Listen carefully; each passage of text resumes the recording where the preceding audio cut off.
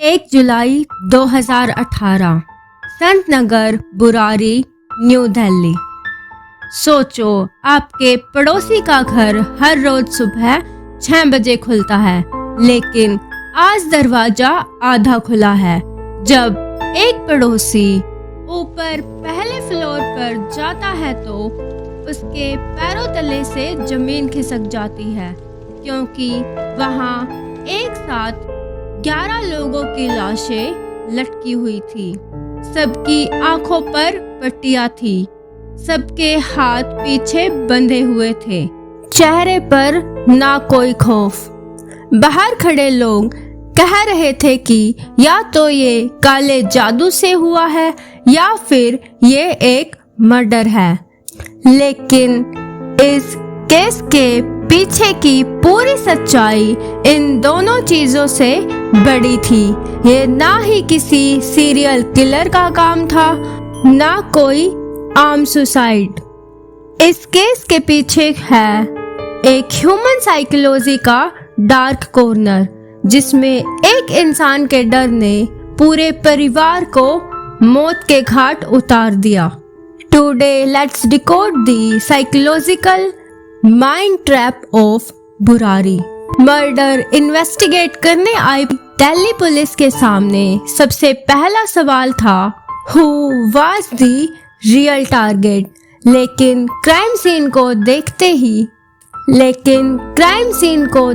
ही ये सारी की सारी थ्योरीज टूटने लगी। घर पर कोई भी फोर्स्ड एंट्री नहीं थी। लाशों के ऊपर के जेवर वैसे के वैसे थे और घर का पेट डॉग ऊपर छत पर बंधा हुआ था। और सबसे अजीब बात ये थी कि ना तो ये फैमिली डिप्रेस्ड थी और ना ही इन्हें फाइनेंशियली कोई दिक्कत थी। इनकी एक किराने की शॉप थी और इनका बिजनेस और फैमिली बहुत अच्छे से चल रही थी। बच्चों की पढ़ाई अच्छे से चल रही थी, यहाँ तक कि इनके घर की एक लड़की की 1 हफ्ते पहले ही एंगेजमेंट हुई थी। तो फिर एक ही फैमिली के 11 लोग, जिसमें 80 साल की बूढ़ी दादी से लेकर 15 साल तक के बच्चे थे, आखिर वो सब के सब एक साथ ही फांसी पर कैसे लटक गए। साइकोलॉजी में एक वर्ड होता है PSTD, post traumatic stress disorder. और इस केस में मेन पॉइंट था इस फैमिली का छोटा बेटा ललित चंदावत।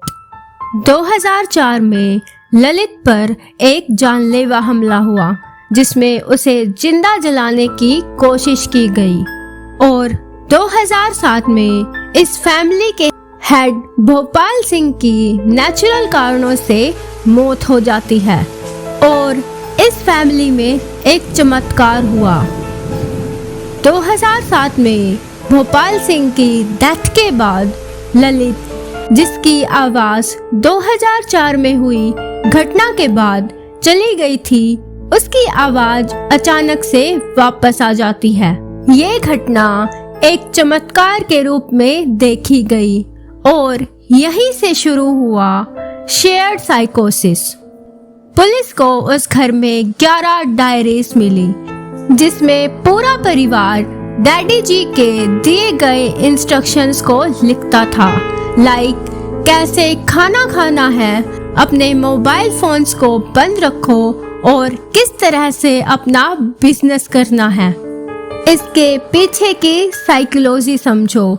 जब किसी फैमिली में पैट्रियार्की बहुत ज्यादा हो और उसी परिवार का एक इंसान एज अ मेन मेंबर या एज अ मेन पॉइंट बातें करे, तो पूरे परिवार के माइंड को कंट्रोल करना बहुत इजी होता है।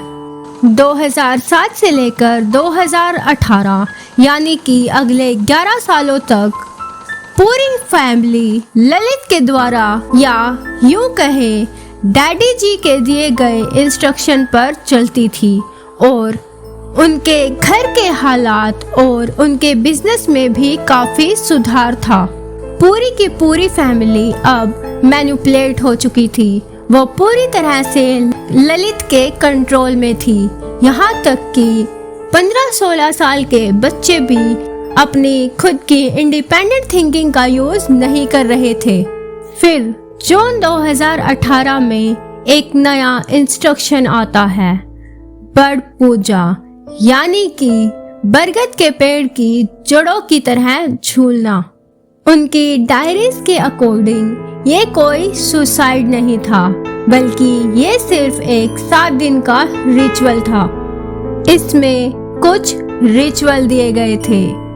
सबके सब फैमिली मेंबर्स अपनी आंखें और अपने कान बंद रखेंगे ताकि कोई डर ना हो।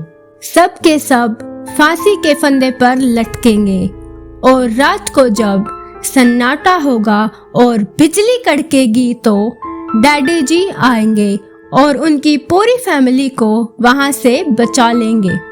Think about this, they did not jump to die, they jumped expected to be saved. जब पुलिस ने सीसीटीवी चेक किए तो वहां पर फैमिली की कुछ औरतें और कुछ बच्चे उन स्टूल्स और उन रस्सी के फंदों को लेकर जा रहे थे और उनके चेहरे पर कोई भी डर नहीं था। ये दिखाता है कि वो पूरी की पूरी फैमिली पूरी तरह से ब्रेन वॉश्ड थी। बुरारी केस कोई भूत प्रेत की घटना नहीं है। ये एक दिमाग के मेंटल स्ट्रेस को दिखाता है कि आपका दिमाग किस तरह से आपको मैनिपुलेट कर सकता है और कैसे आपको अपनी मेंटल हेल्थ का ध्यान रखना चाहिए। जब ट्रॉमा को ट्रीट ना किया जाए तो वो एक प्रॉब्लम बन जाता है, और जब एक पूरी की पूरी फैमिली एक बिलीफ पर ट्रस्ट करने लगे, वो किसी की भी मौत का कारण बन सकती है। तो बुरारी जैसी ट्रेजिक घटना होती है। आपका इस केस को लेकर क्या सोचना है, प्लीज कमेंट सेक्शन में बताओ।